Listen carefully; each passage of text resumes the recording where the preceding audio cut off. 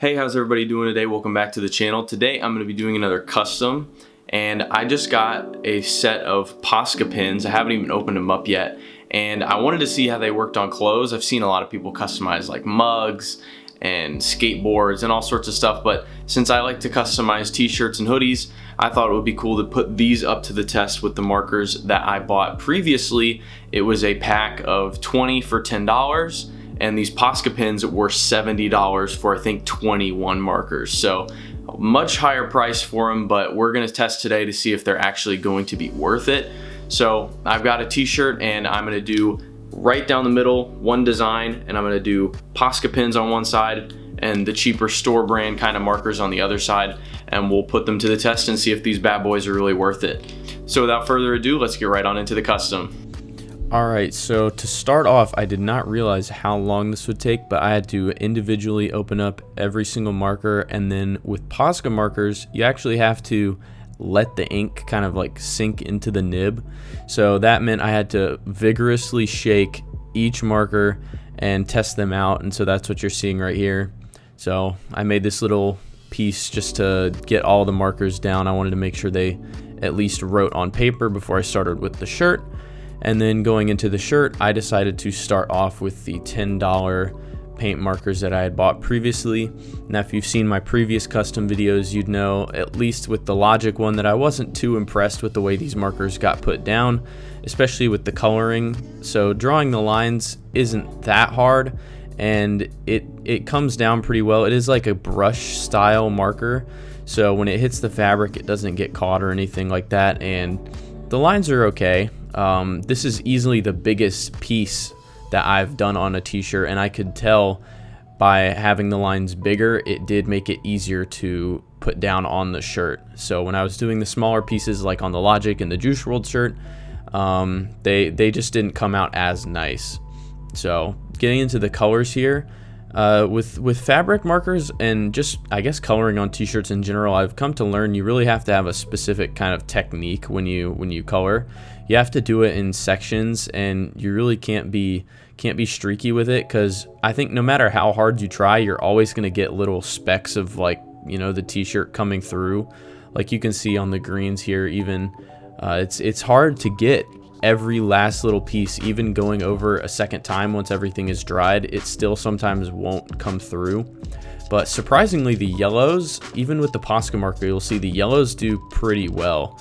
I'm pretty impressed with how well the yellow came out on here, and I really like the color of this yellow on these fabric markers.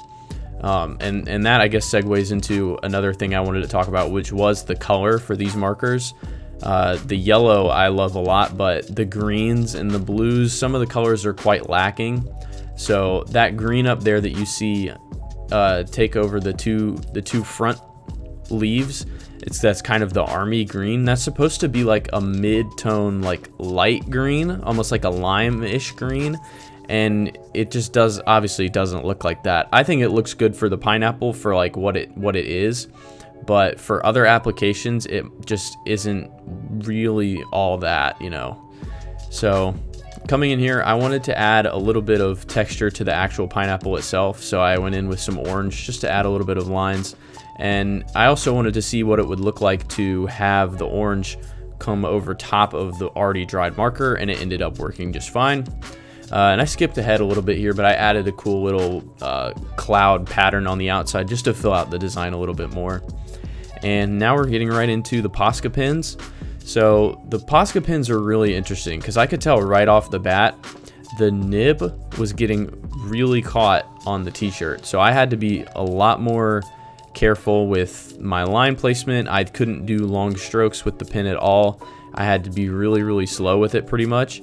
And even parts of the pin felt like it was not breaking, but like something was definitely off, and I could tell that it wasn't actually going to be as good as advertised. But I mean, it still does the job, as you can see, compared to the $10 markers. You know, you can't really tell much of a difference between the line work so far. And in Posca's defense, that's not really a good thing, since they're, you know, so much more expensive.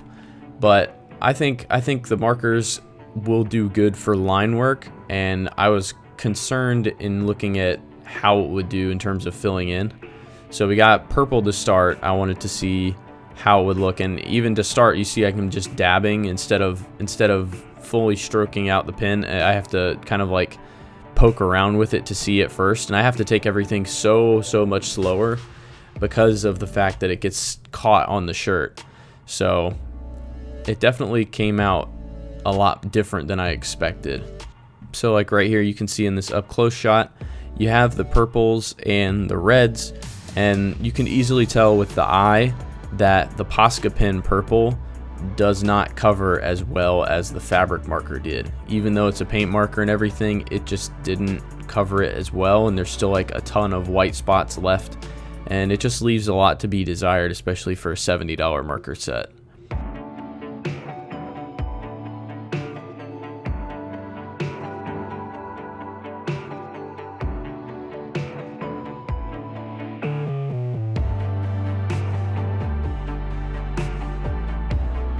Now, I was hopeful about the yellows when I was starting at the bottom, but once I got up more towards the top, it almost felt like the pen was running out of ink or something. Like I was trying to shake it and bring more paint down into the tip, but it just felt really lacking. And you can tell right there in this shot that it just doesn't even compare to the fabric markers at all, which was really surprising.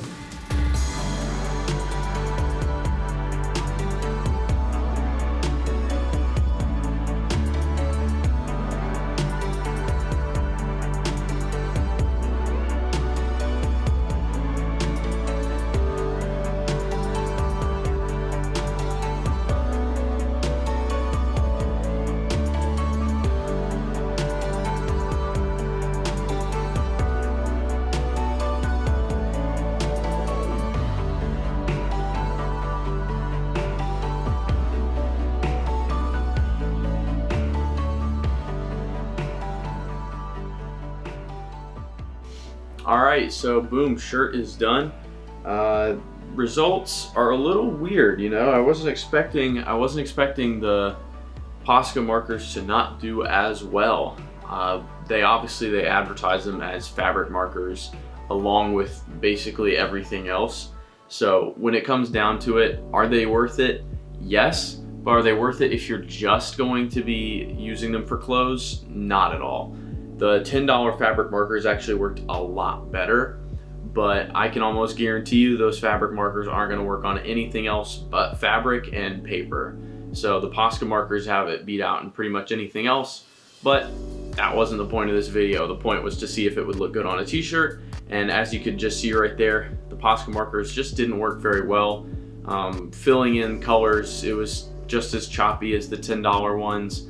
And even doing lines and stuff, the pin would get caught on the shirt. So yeah, I think that's gonna do it for the video. Be sure to let me know what you think of it. I like this t-shirt a lot. I actually think the skull came out really well. And I'm thinking I can make this the t-shirt I do for future challenges and stuff like that. So if there's any other markers I wanna test, or if there's any certain techniques you guys wanna see, I'll just like throw it on the sleeve or like do a design on the back or like underneath. And we can just like fill up this t-shirt with all sorts of cool random designs. So let me know if you guys want to see anything specific. Maybe try the Posca markers out again. I'm sure some of you out there have actually used them a lot more than I have, and there might be something that I'm doing wrong. So just let me know, and I'll be down to do anything with this t-shirt. I think it'd be pretty fun. So yeah, I hope you guys enjoyed. Be sure to leave a like if you did, and I'll catch you guys in the next video. Take it easy.